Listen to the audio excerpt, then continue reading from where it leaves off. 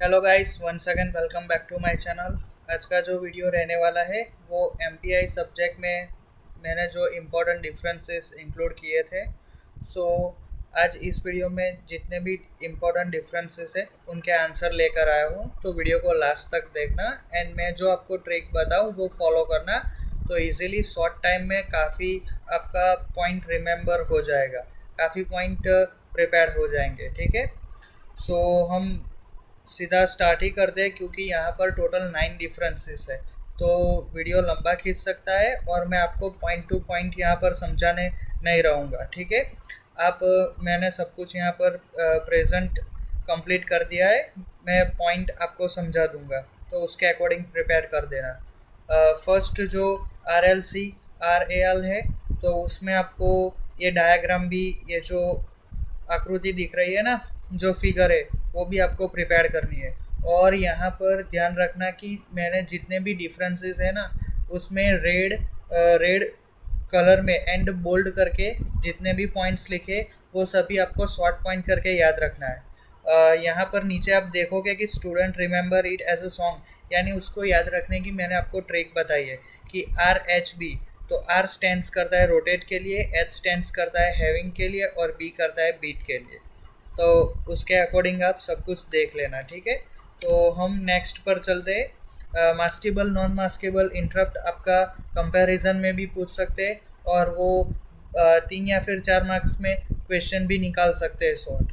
तो ये आप डिफरेंसेस कर लोगे तो इजीली आपका शायद क्वेश्चन में पूछे 4 मार्क्स में तब भी ये आ जाएगा। तो यहाँ पर आपको ये C P U R V E करके याद रखना है। यहाँ पर सी स्टैंड करता है सीपीयू के लिए, कि जो सीपीयू होता है वो इग्नोर्ड करता है, डिसेबल करता है मास्केबल इंटरप्ट को, नॉन मास्केबल इंटरप्ट को उसके रिलेटेड है। पी स्टैंड्स करता है प्रायोरिटी के लिए, यू स्टैंड्स करता है यूज़ के लिए, आर स्टैंड्स करता है कि रिस्पॉन्स टाइम क्या है मास्केबल नॉन मास्केबल इंटरप्ट का। फिर उसके बाद जो वी है वो वेक्टर नॉन वेक्टर के लिए, कौन सा वेक्टर है कौन सा नॉन वेक्टर है, एंड आखिर का ही एग्जाम्पल है। ठीक है, तो उसके अकॉर्डिंग आप यहाँ पर देख लेना।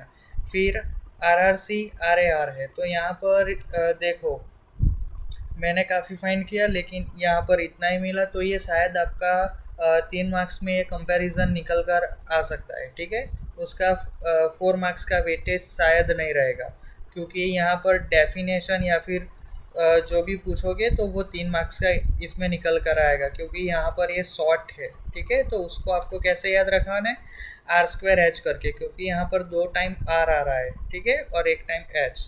मैं जो आपको ट्रिक बता रहा हूँ वो एकदम इजी है, शॉर्ट टाइम में ज़्यादा प्रिपेयर कर सकते हो। ठीक है, फिर एक ये भी जो डिफरेंस है, कंपैरिजन है, वो भी इम्पोर्टेंट है। Memory mapped input output versus input output mapped input output. ठीक है, तो इसको आपको कैसे याद रखना है। यहाँ पर टोटल 7 पॉइंट्स मैंने दिए हैं, क्योंकि इसका 4 मार्क्स में पूछने की चांसेस ज़्यादा है। ठीक है, तो ये आपको यू स्क्वायर ए डी टोई करके याद रखना है। टोई स्टैंड्स फॉर टी ओ ई करके। ठीक है, तो यहाँ पर जो यू है वो दोनों में यूज़ है।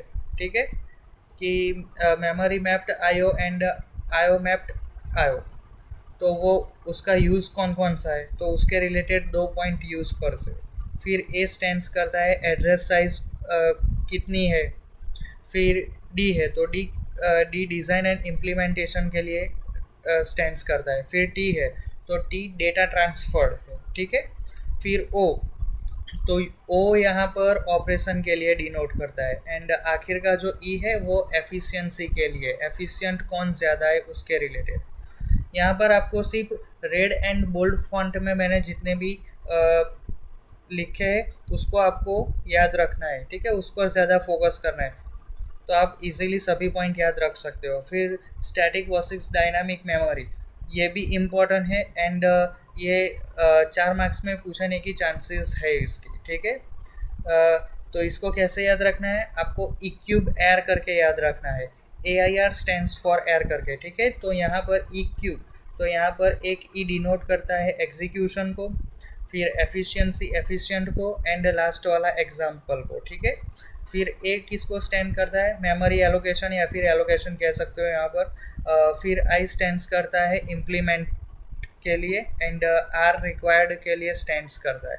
तो यहाँ से आप सब कुछ देख लेना, ठीक है। फिर पुश एंड पॉप ऑपरेशन है, ये आपको मैक्सिमम पूछाने की चांसेस 3 मार्क्स में है, क्योंकि ये शॉर्ट ज़्यादा है, ठीक है। तो इसको आपको कैसे याद रखवाना है, तो ए आई पी होल स्क्वायर, ठीक है, या फिर ए आई स्क्वायर पी स्क्वायर करके याद रखना है।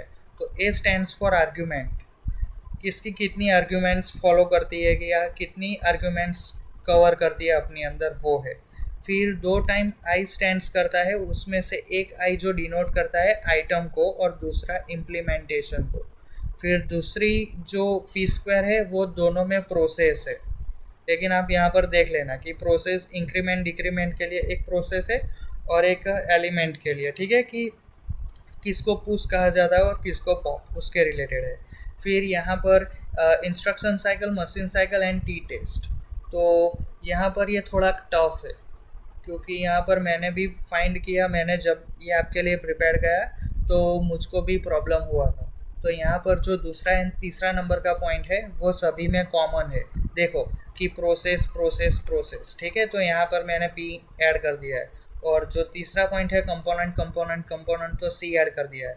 लेकिन जो फर्स्ट एंड फोर्थ नंबर का है उसमें थोड़ा बहुत चेंजेस है, तो है आपको ट्रिक से नहीं याद रखना है, आपको प्रिपेयर ही करना पड़ेगा।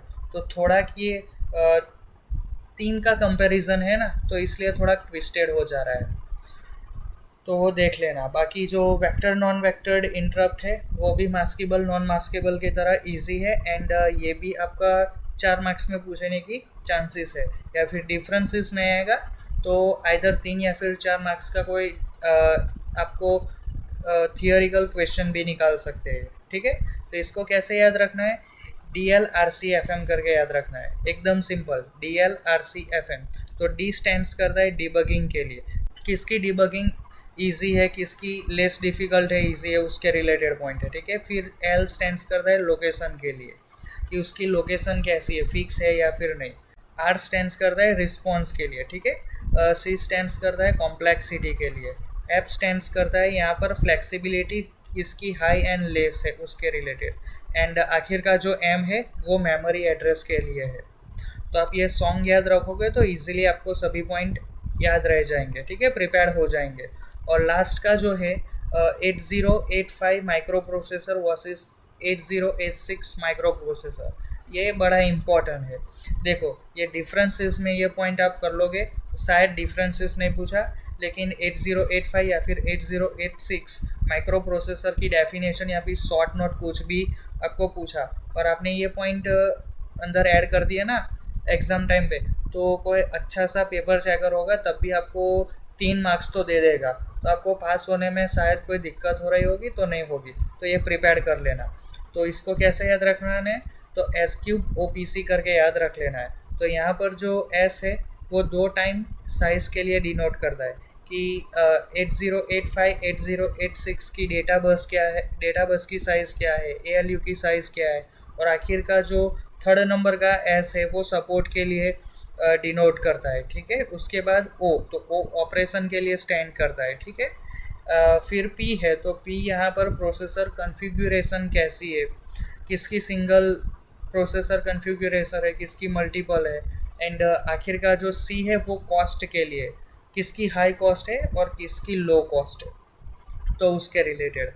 आई होप गाइस कि मैंने जो भी 9 आपको शॉर्ट तरीके से जो एक्सप्लेन किए वो आपको सब कुछ पता चला होगा, और मैंने इसलिए यहाँ पर शॉर्ट ट्रिक में सब कुछ एक्सप्लेन किया क्योंकि ये वीडियो काफ़ी लंबा चला जाता और आप शायद एग्ज़ाम टाइम पे देखते तो आपका टाइम भी थोड़ा वेस्ट हो सकता था, इसलिए मैंने यहाँ पर आपको सभी पॉइंट समझाए नहीं, लेकिन जो शॉर्ट ट्रिक है याद रखने की वो ही शेयर की है, ठीक है। तो यहाँ पर से आप सब कुछ देख लेना। सो आई होप गाइस कि मैंने जो आपको इस वीडियो में इन्फॉर्मेशन दी आपको अच्छी लगी होगी। वीडियो को लाइक शेयर एंड चैनल को सब्सक्राइब कर देना। Thank you for watching this video.